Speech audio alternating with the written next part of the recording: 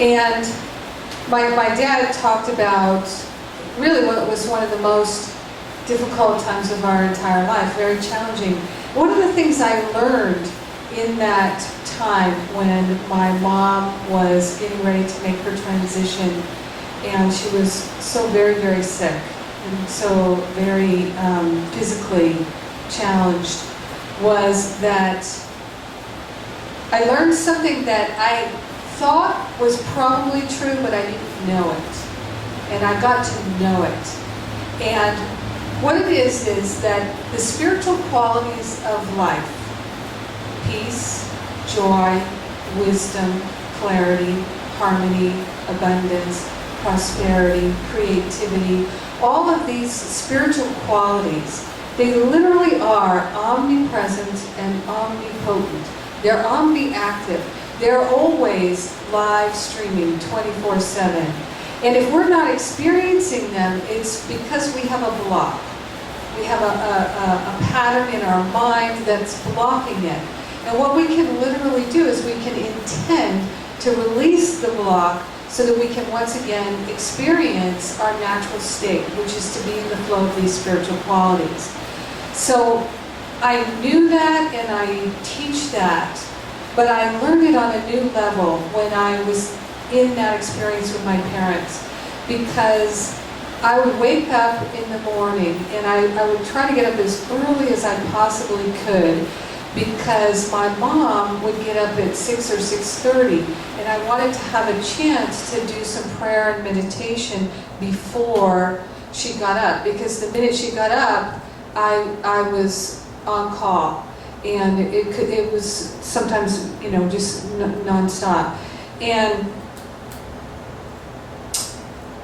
so I would wake up, and I literally, at one point for a couple of months, I was in my parents' bedroom, and they were in the bedroom that I would normally be in, because it was on the ground floor. It was just easier for Mom. She couldn't climb the stairs anymore. And so, you know, it was kind of a topsy-turvy time in so many ways. And it was winter. We were on an island off the coast of Maine. And so we were very isolated. And I remember one time a friend said to me, "Honey, why don't you just go to Starbucks? And, you know, just like go to Starbucks, get out of there for a while, you know, get some space for yourself." And I said, "Well, the nearest Starbucks is a 3-hour round trip, and I just, no." And so I would go for the walks in the woods every day, but I would wake up in the morning and I really discovered, wow, even though there's all this turmoil and suffering and stuff going on, you know, some of it was really horrendous, I was filled with joy. I was filled with joy. Because literally, in all my experiences in my life, I hadn't ever had an experience where I was completely anchored in giving and receiving love. Just totally. Because my mom, for the first time in her life, was 100% available for any kind of love I wanted to give her. And I was 100% available to love my parents. And to just, and the dog Max. You know, so it was just pure love. We really were focused on loving each other and appreciating each other and being with each other. So in that, there was this joy that was unconditional. Because in our human experience, we tend to think of joy as being conditional. I'll be happy when. But see, that's really not joy. That's not the spiritual quality that I'm talking about. That I'll be happy when, that's always conditional. It's always conditional. And I lived in that for a long time. And I didn't realize it until I kind of woke up out of it, but for a long, long time, I mean years, I really thought that I couldn't be happy until certain things lined up. And we know what they are. They are your weight, and the amount of money that you make, and where you live, and who you live with, and what you're doing for a living. You know, unless those stars were to align, I couldn't be happy. And it wasn't until I woke up out of that dream of conditional happiness, that I realized, wow, I actually kind of made an unknown pact with myself that I would not be happy until those things aligned.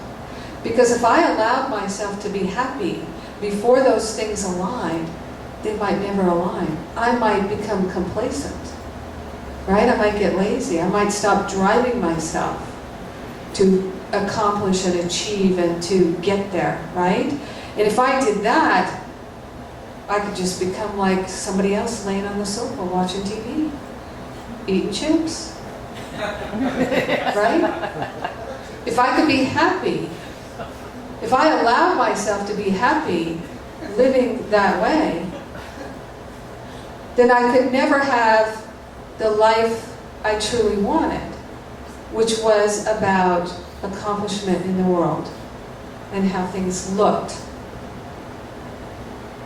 Because I had in my mind this pattern. Remember I was talking about patterns before? I had a pattern that was blocking everything, and the pattern was I was not good enough unless these false stars aligned. I wouldn't be good enough to get my own seal of approval. I couldn't love myself unless I had good opinions about my accomplishments, my achievements, and how I looked in the world, and how people perceived me, and how much money I made, and how much my weight was, all these things. Now, it's crazy because we know people who have achieved all those things and they are not happy. And we know people that have the ideal weight that we'd like to have, and they have the hair and the shoes and the abs and all those things, but that doesn't make them happy, and it never has. They have the car we'd like to have, but they're not happy. They have the house we'd like to have, but they're not happy. They have the spouse we'd like to have, but they're not happy. So no matter how many bazillion examples we have that the stuff will never make us happy, we just want to be sure for ourselves, right? We just really want to be sure. We don't quite believe. We think, I don't know, it seems like it would make me happy. It really does. I really think that would make me happy. So when we decide to become spiritually mature adults, we have to wake up from that dream and realize, I could be happy now. And if I did become happy now, it doesn't mean that I would suddenly become married to the sofa and a bag of chips, or become slovenly. That actually, if I allowed myself to discover the joy in my life now, it might actually unleash a tremendous energy that's attractive and appealing and creative and prosperous and all kinds of good stuff. And that's what I decided to do. And it's really working for me. It's really working for me. So what I want to say is it really started with that awareness of, I wanted to know, is it true that these spiritual qualities that are live streaming all the time, that I really do have access to them, if I'm willing to let go of my attachment to the beliefs and the patterns and the ideas and the thoughts that aren't true, that will never be true, that have never been true. We live in a culture, we live in a world that's constantly trying to convince us that if we had the right toothpaste, we would be that happy person with the perfect teeth. I mean, every day, all day long. It's like, we just drove, I live off of Laurel Canyon, we just drove down the Sunset Strip, and there's a woman there, she's taking a guy's pants off, right there on the billboard. And I always think, gosh, what do the little kids think when they see that? Like, Mommy, why is she doing that? Why is that lady taking that man's pants off? And, of course, he's got this perfect six-pack, and, it's just, it's endless, right? We live in LA, it's endless. It's endless, this trying to convince us that that stuff will make us happy. So can we not agree together as a community that we can't be fooled anymore? You know, we just can't be fooled anymore. Because there comes a point when you know that that's not true, but if you keep acting as though you believe it's true, it's kind of like you're spiritually stupid, right? And I don't say that with any judgment. No, I don't. It's just like you're in a malaise, you're in a funk. And I've been there. I was there for a long time, a really, really long time.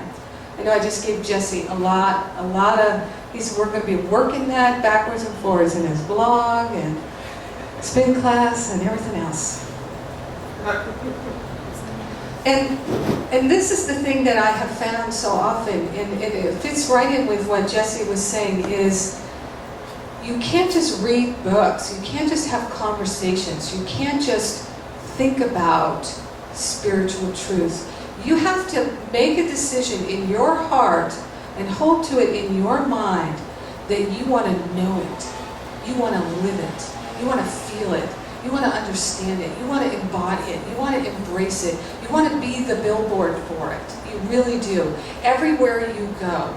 You don't have to convince anyone, you don't have to explain it to them, you don't have to tell them about it, you don't have to drag them somewhere they don't want to go, because they will want to go wherever you're going because you live in unconditional joy. And you'll be so attractive because you live in unconditional joy. And you're a loving, loving person.